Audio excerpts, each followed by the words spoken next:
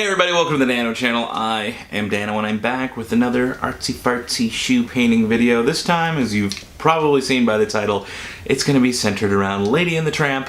And I also want to share with you a couple little tips about lighting in your painting. Now these tips are meant for beginners. I'm no expert, but I just wanted to pass along my knowledge to you guys. Are you ready to learn? Are you ready to watch? Let's do it! Okay, to start off this design, what I do is I take a little bit of ultramarine blue and some titanium white, and I actually cover the whole surface of the front of the shoe. Everywhere I'm going to be painting is first off covered with a nice thick layer of paint, just so I don't have to worry about all those little hairs. An alternate method, if you don't want to paint the whole surface, is to take a lighter to it and burn those little hairs off. Again, kids, if you're doing this, ask your parents for help. Don't play with lighters. But other than that, I'm going to get started here on Lady, and as I'm getting started, one thing I want to point out and really watch here is the use of yellows. Like, light yellows are going to be more towards the left of her face, and the darker colors are going to be more towards the right of her face, and the reason is because there's going to be a candle on that left shoe where my hand's covering. There's going to be a candle, that's our source of light. So as she's looking towards that candle, we want to make sure that everything in this actually, facing the candle is glowing a little bit more than everything not facing the candle. This is just one little way to kind of help elevate your paintings a little bit if you keep that in mind. Now see, I'm not putting yellow on the outside, it's actually a light blue. So it kind of matches more with the night sky on the right side of her, but the left side of her facing the candle has this yellow glow.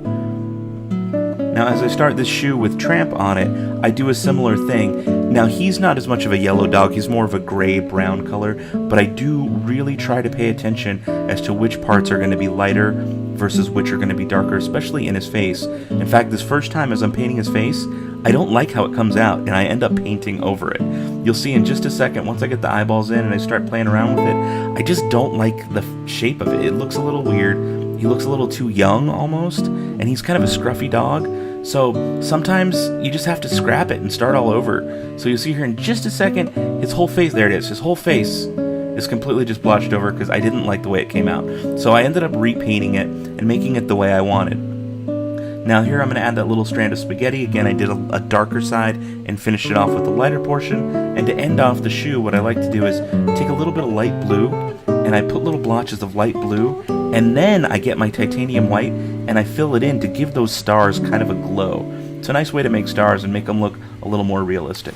Alright guys, here they are, the Lady and the Tramp shoes and all their beautiful glowy starry night glory. I hope you guys enjoyed the tips on lighting just to kind of make them pop a little bit more. Again, these are not for experts. People who are experts already know this stuff. This is for people who are just getting started. I know a lot of you ask me questions about how to do certain things. So as I go through the rest of the year, I'm going to actually be painting a lot more shoes working with you guys. So as I paint them, I'm going to be recording myself and thinking of little tips to share with those of you who want to try painting on your own.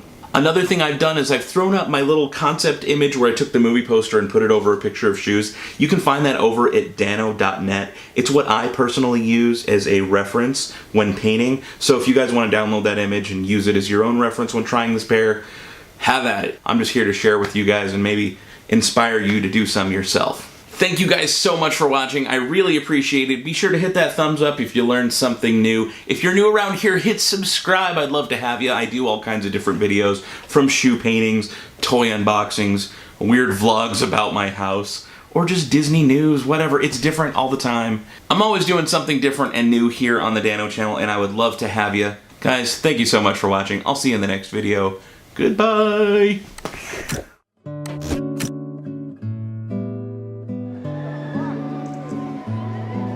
Standing in Cinderella's shower.